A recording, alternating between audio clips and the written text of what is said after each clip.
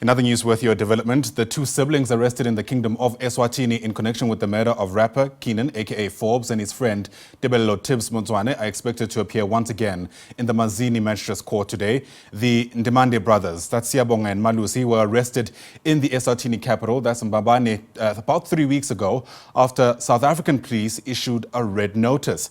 They're facing charges of murder, attempted murder, and conspiracy to commit murder. Part of our team in Eswatini is Ntantla Jele, who joins us now live from inside court. And before we talk about what to expect today, Ntantla, it's worth just taking us back to what happened the last time we were there. Good morning to you, Ayanda, and to our viewers at home. Indeed, as you correctly put it, we are expecting the two brothers to appear this morning. Last week, we saw them coming in, and the state attorney, state prosecutor rather, made submissions to have this case postponed because South Africa had not yet filed the official extradition application, so the process can start. Remember, when they were arrested, only a provisional application was made. Remember to also keep them in the country. Also important to note or to remember also to our viewers at home is that there's a 30-day period where South Africa has to apply for that formal extradition application. So remember, they still have about 2 weeks to make that application, to have the two brothers come back to face the charges, as you correctly put it, 4 counts of murder, including that of Tibz and aka 2 others which happened last year in February and March, and conspiracy to commit murder and attempted murder. This morning we are expecting them once again to come in this court, and we're expecting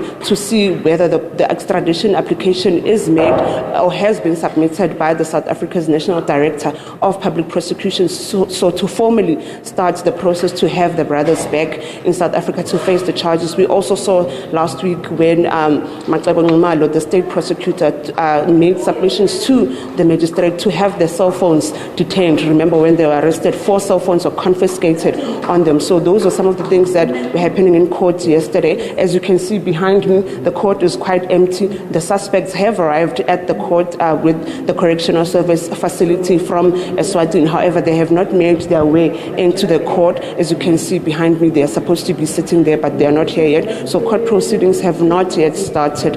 We're still waiting for them to start with other matters that are appearing before this court before we can actually go to the Ndimande brothers. But as I've mentioned before, we're expecting to hear whether or not South Africa was able to file that application, that formal application that made the court to stand down sometime last week, and also obviously to continue with the application to have their cell phones detained. Remember last week when that application was made, the defense stood up and said that they can't make this application because proper channels were not followed. Siva Sonkengwenya, who is the defense attorney, told us on the side that a formal affidavit was not submitted to them to have these cell phones detained. So those are some of the things we are going to be hearing here this morning, whether or not South Africa filed or whether or not the process to have the cell phones detained is continuing, if the state did indeed file an affidavit in that regard. Ayanda? Yeah, and no matter how things unfold in time, it's still a bit difficult to say when the Ndimande brothers will finally be back in South Africa to join the other 5 so that this main trial, if you like, can finally move forward.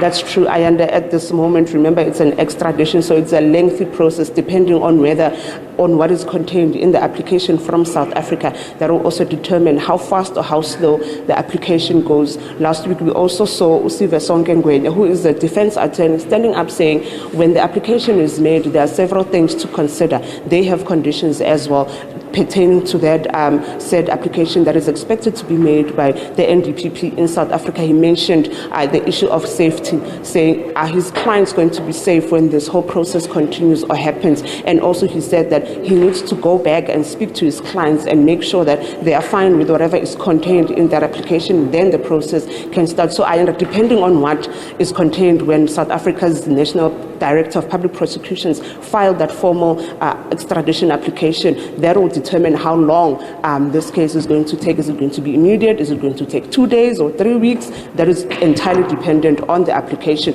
that we are expecting that this morning will be presented to the court by the state prosecutor, Ayanda? Yeah, great context. Ntantla Jele, part of our team inside the Manzini Magistrates Court in Eswatini. For now, thanks very much indeed.